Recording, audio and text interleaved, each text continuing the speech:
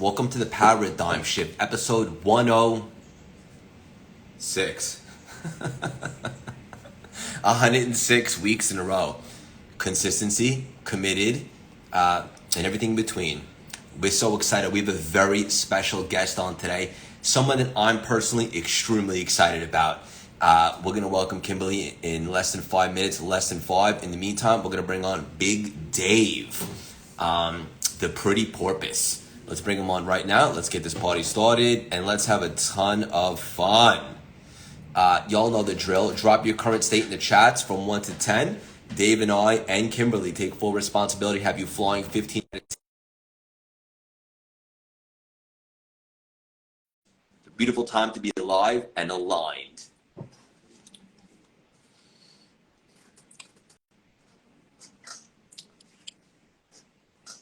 Big Dave?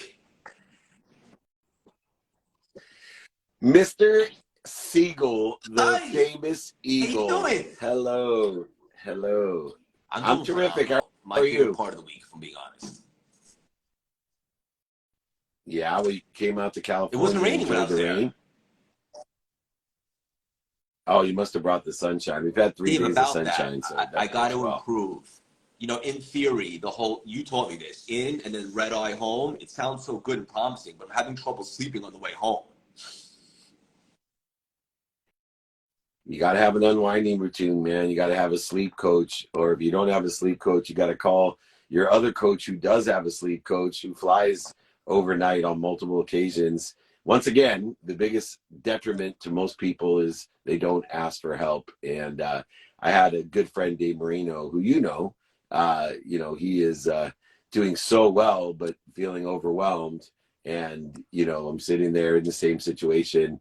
And he's like, I got to be honest, everyone. I'm feeling this way. And I'm thinking to myself, how is it the 10 numbers that reach me at any time? You are a priority for me. And you are actually, both of you guys literally have established a mentorship relationship, and yet you don't ask for help. So I will tell everyone, my biggest challenge, Craig's biggest challenge, and Dave Marino's biggest challenge is ask for help. I'm just as blessed to have more reminders about it, because I'm coaching so many people that don't ask for help. It's a reminder that I better keep asking for help. But you'll feel good about this. You rub off on me all the time, and one of our employees, Ken's, who's on here right now, I was just giving her that lesson the other day, that you told me always ask for help if you're not sure about something. So I need to do better, but at least I'm transparent. So do I. We have such a special guest on today, someone I'm a really big fan of, and we're going to bring her on in about 2 minutes. But always love to get it started. Ask you a quick question, Dave. One thing that I saw you dropping in some of your content this week, which is always unbelievable, is don't chase money, or essentially don't worry so much about the how, and to fall in love with the journey. It's been the biggest game changer for me. What's a nugget you could supply the audience with today in regards to that? About not worrying about not chasing money. Yeah, look, money will follow you, and money's an energy. Energy's aggregate. They collect, they attract to one another, and then they compound. So then they get an exponential growth, and then money also accelerates in its aggregation and compounding. And so if we focus in on providing value and articulating that value.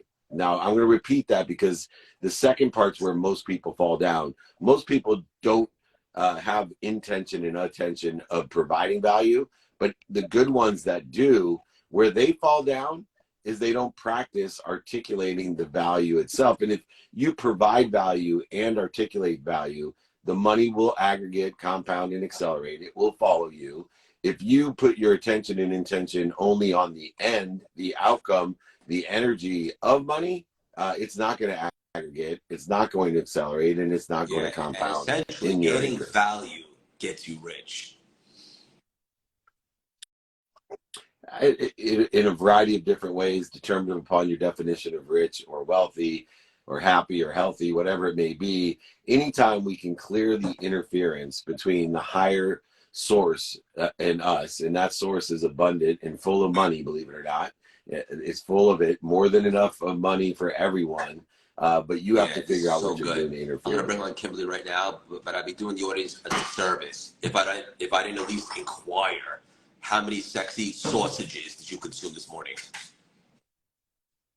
Well, it's getting a little graphic when we talk about sexy sausages and Craig Siegel, but probably more than you can handle, my friend. And that's why I have this beautiful haircut that I'm hiding. I'm So really there excited you for go. Kimberly. She's a I'm beautiful blessed. soul, great content. Morning. There she She has great is. content. Hi Hello. guys. I've We never love a done good a first. three-way live. This is exciting. There we go. This is first every day. Wait, first of all, I had to say happy April Fools. I came down here and my 6-year-old had put all these whoopee cushions That's on awesome. my chair. Oh, I wish we would have got that on camera. Darn it. I love. Is it a him? Yeah, I have two sons. Oh, And he I said, "Ma," love I said, I them. have to go downstairs, guys. I have to do this live show. He's like, "Which chair are you sitting in?" I said, "I'm sitting in my podcast chair." Why? And then he ran down here and hit them. It was cool. I had a big laugh by myself. Oh my, I love him. We would have been best friends when I was 6. Hey, Yeah, Dave, you still have that very personality. Who you sweet. kidding? Oh, I was thinking about if I could get to your office, I would have done it to you this morning as Kimberly, well. thank you so much for joining us on a Saturday. I'm really excited. I'm a fan. It's the first time we connected, and I have a feeling it's going to be the first of many. For the audience who might not be familiar, I want to make a suggestion. Do a deep dive, play catch up, grab this. Yeah, what I think Oh, is most valuable yay. today is we just have an unbelievable conversation. You ready for me? Okay, here's the I'm billion-dollar question. ready. Why do you call your new holistic program the Waterfall Cleanse? What a great question. So I'm really inspired by nature. It's always informed my philosophy. When I graduated from Georgetown, I didn't take a traditional path. I didn't go right to a corporate job. I went backpacking for 3 years. Well, I worked, I saved money, and then I went backpacking. So I was out in nature for years, and it really helped to allow me to reset limited beliefs. It just expanded my thinking so much. I was mostly in Asia and Africa. And I just started to see these incredible, healthy, vital, radiant people that were living a much more simple life that wasn't so quantitative. Everything wasn't so formulaic. It wasn't so much in the head. It was very much aligned to nature because we're part of nature. So our bodies are over 70% water. So I started creating these analogies related to water with my first book, which is all the way back in 2011. If you can imagine, 6 books and yeah, a lot of reading and writing over the past decade or so. But a waterfall is the epitome of vitality. It's constantly letting go and it's constantly bringing in this fresh energy. And I think that's our potential as humans to really tap into that waterfall where we let go of stagnation physically, mentally, and emotionally. And we're in this ever newness in the present moment. So the program, Craig, is holistic. It's disrupting our patterns. It's freeing up our GI tract. It's resetting our gut with digestion focused supplements. And there's also guided meditations, journaling prompts, stretching. So we can really get down to, it's like washing the windows of your eyes. What is, stagnant? What is confusing? Where have I gotten into stagnant patterns? Talk about it. So disruption is a Soul, big right, part of Dave? this. Oh my gosh, she's speaking my language. And there's so many different practices that you mentioned that I've incorporated into my life. I unfortunately didn't have the time. I did have the time. I didn't prioritize at a young age or have the enlightenment that you did. Because if I had it to do it again, I would have backpacked as well in Asia and Africa after visiting there so Yes. many times. One of the interesting things about water, because I'm a quantum healer, studied theta energy and theta meditation, and utilizing water as a conductor in my life, knowing that the majority of me is water. And the importance of what we take into that conductor as far as energetically what we take in. So one of the practices that I was thinking of as you were talking in this waterfall type of philosophy or strategy is I actually make sure I put my intentions in everything I drink.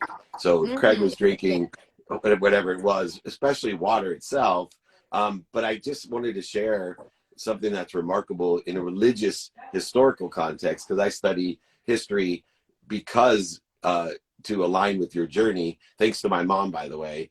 My mom made me study history about things that I thought were important. And so I asked her, why do you make me read Ben Franklin's autobiography? Or why would you, have me read all these different religious texts in history in Sanskrit? And she said, because human nature never changes. And when you go out into nature, and I've spent some great time in the Masai Mara, and I think I've learned more in that experience than I did in my experience at Georgetown as well, which I got to go there for a semester. But more importantly, so Craig, you'll like this. Kosher wine in Jewish tradition, I couldn't understand, why do you need a rabbi to bless wine?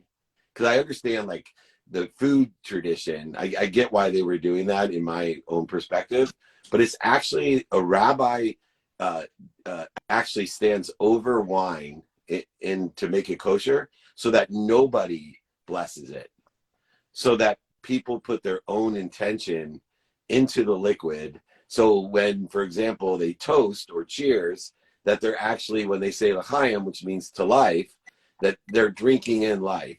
And I think at its core, it's really important for people to understand what they are and what they put into their body to be part of this unified, abundant, infinite system of thought and energy that we are part and parcel of. So sorry for going a sidetrack, but I thought it was really aligned and interesting because I love your stuff, and it's taught me so much as well about human nature. Yes, and back to the ancient texts as well, David. I'm a big fan of. I read a lot of scripture as well, and Lao Tzu.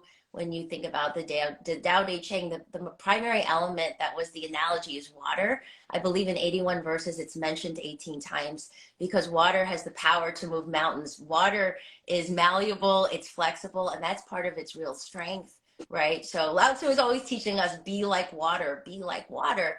And so back to what you were saying, Craig, we named it the waterfall cleanse, and it's a really important way to think about how we can be in the world. Pivoting, we think about one of the biggest depleters is stress, right? Because we have this rigidity, this reactivity, these expectations. We think things are going to be a certain way. But if we have this ability to pivot and say, no, it doesn't have to be this one way.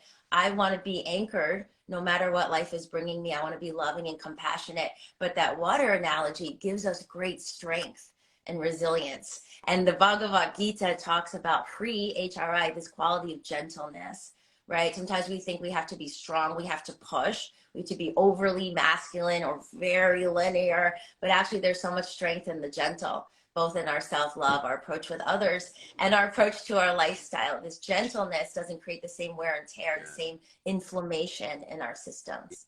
So there's a lot in water. There's a lot in the elements, right? This is back to Ayurvedic teachings. It goes down to really balancing the elements to be really healthy in our lives. And you pick two of the texts that I read every day, so there's no doubt. Wait, do you know Yogananda, David? Of course, yeah. Okay. Yes, I do. So this latest book is based on Yogananda's teachings for modern life. So what happened, guys, is I started my first two books were very nutrition focused. And it was about, you can be beautiful from the inside out. I was trying to heal my bloat. I was trying to heal my acne, things that were very physical.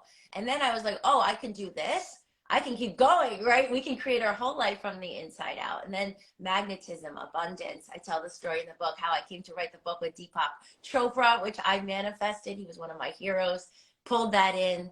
And I believe we can do that with our vitality, with everything in our life. Right? So what we're seeing in our lives is form. It's already created from the energy inside. So I know you guys know this and talk about this as well. When we're trying to change our lives, we don't want to fixate on what's already here. We want to work with that energy, that unlimited potential, what the yogis call the true self, or we could say the heart, the soul, spirit individualized. But tapping into that really is the power. Dave, can we all be any more aligned right now? I know. I was going to ask, have you read The Course in Miracles? Is another text I study every day. Yeah.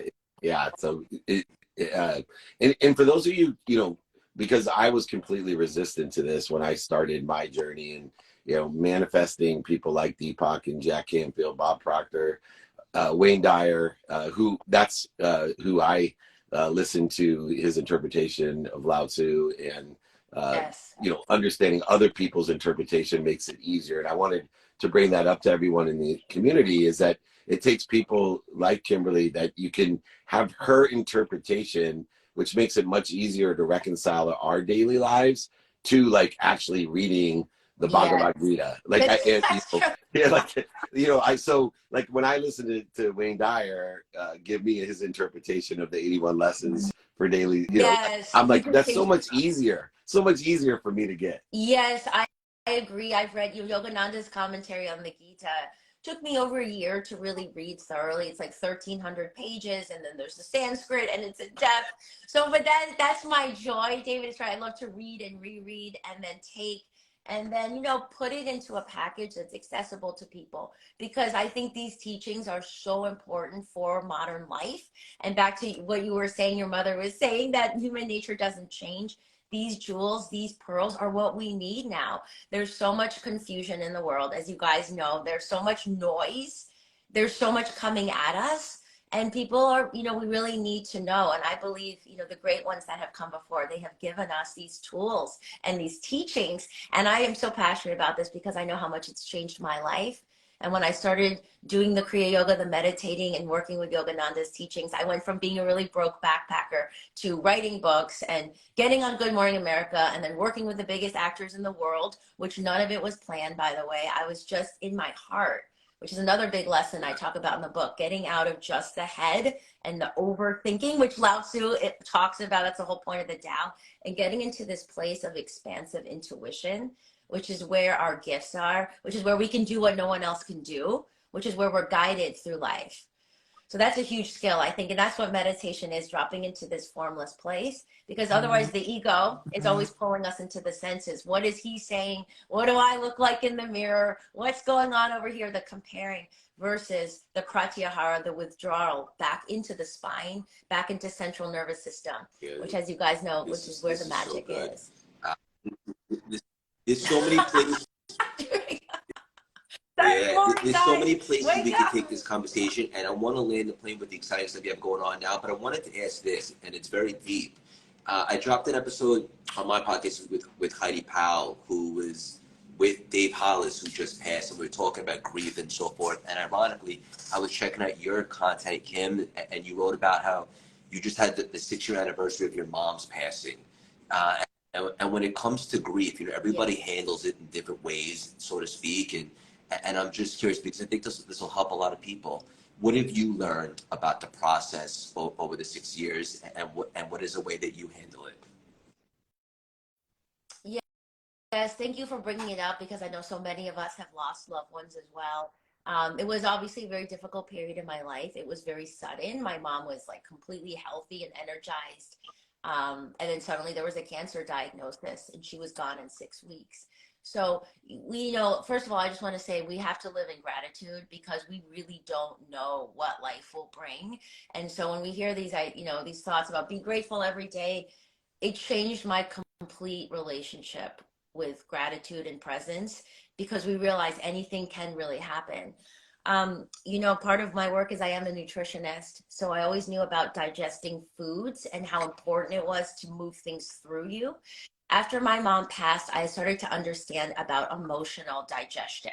And what I mean by that is really heavy feelings like grief or anger, or, things that are coming through us. We really need to digest them. So for grief, for me, it was really feeling it and riding that wave and staying with it instead of trying to suppress it or move away or distract myself. And then it would start to get digested. And this is something Dr. David Hawkins talks about a lot. I don't know if you guys are familiar with his work. I'm a huge fan. He wrote a book called Letting Go, which helped me tremendously in the grief process.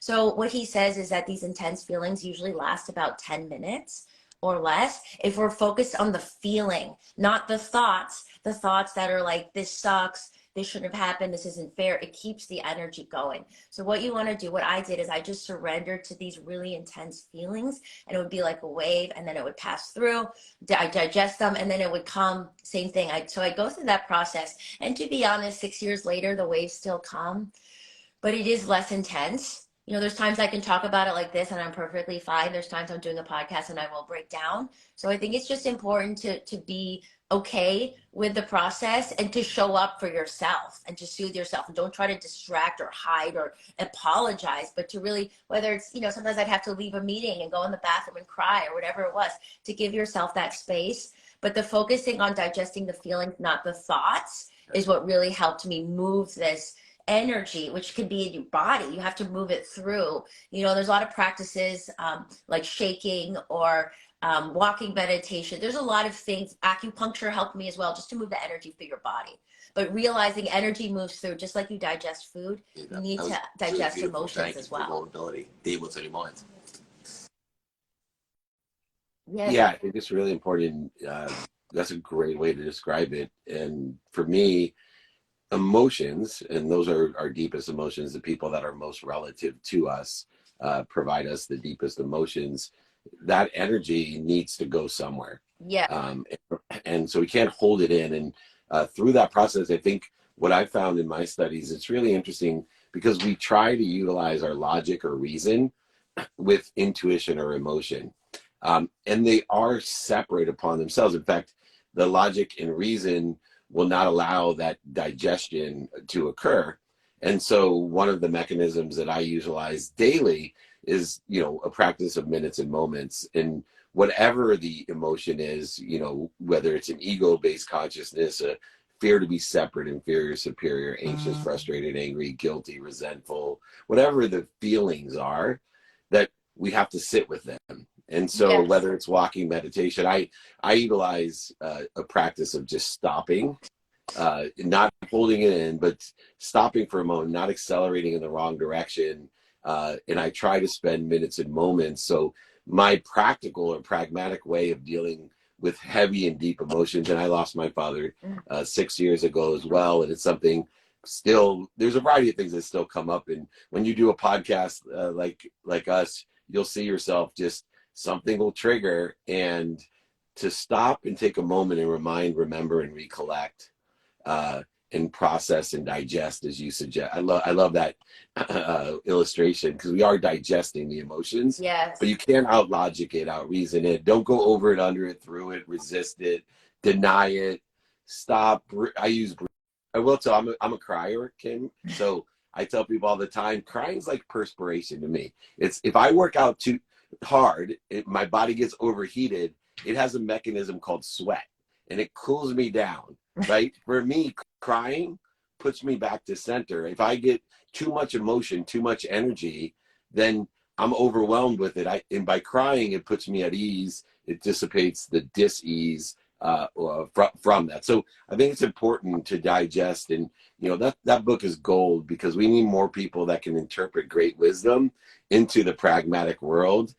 So, you know, anyone that wonders, like, what the F are these guys talking about? It takes books like Kim writes to go ahead and interpret into common sense. You know, okay, this is cool. I get it. I'm digesting my grief. I'm digesting my anger, my offense, my resentment, because grief is full of different ego-based consciousness, right? Like, Yes. for me, there's a lot of guilt that comes with my grief, because no matter, most relative relationships, we're always going to have a fear of the past that we didn't do or they didn't do, and it creates guilt. And then we have to process that guilt, whatever it may be. So sorry for rambling, but I thought it was really an important point and a great way to illustrate it. Just another indication why you got to buy this book, because people can describe things to help us so well. And Kimberly's one of those people that can do that. Sorry, Craig. No, that's okay. So much, David. Appreciate it. No, I'm so glad I asked you that question, and it's really deep topics like this that I think help people the most. Dave, we'll land the plane with this final nugget. Kim, I saw one of your quotes on Instagram, and it really stuck out to me, and I'd love for you to illustrate what you mean. And it was this: the more I soften, the more that comes to me. And I just, really beautiful. I love that. We're having this conversation with these two manly men, right? I talk to my hubby about this a lot. So I think first of all, there's two things I think in society which can kind of trip us up. There's many things, but two things I wanted to focus on. And number one is this hardening, this rigidity, right? After working with thousands of people over the years, they think they know how to eat, or they think they know the way, or things have to be a certain way, or these timelines or these expectations.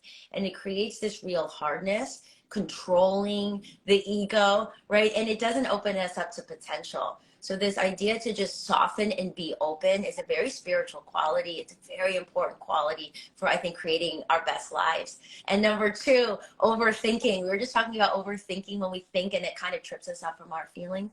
I think overthinking is one of the biggest detriments today. We're thinking so much. People don't know what to eat for dinner. They're just thinking, well, maybe it's this, or I should be doing the keto. There's too much sugar, there's too much. There's just like so much thinking and so much thinking in everyday life. There's a different way of being, and that's what the yogis taught, Lao Tzu, Yogananda. And it sounds ironic, but I know you guys can probably relate to this. My best books, my best writing came when I wasn't thinking so much. There's a deeper place of intuitive power that we can tap into. This is where everyone's best ideas are. This is where our talent is. We have to get out of this linear thinking, and these practices help so much to drop into this place where things are flowing.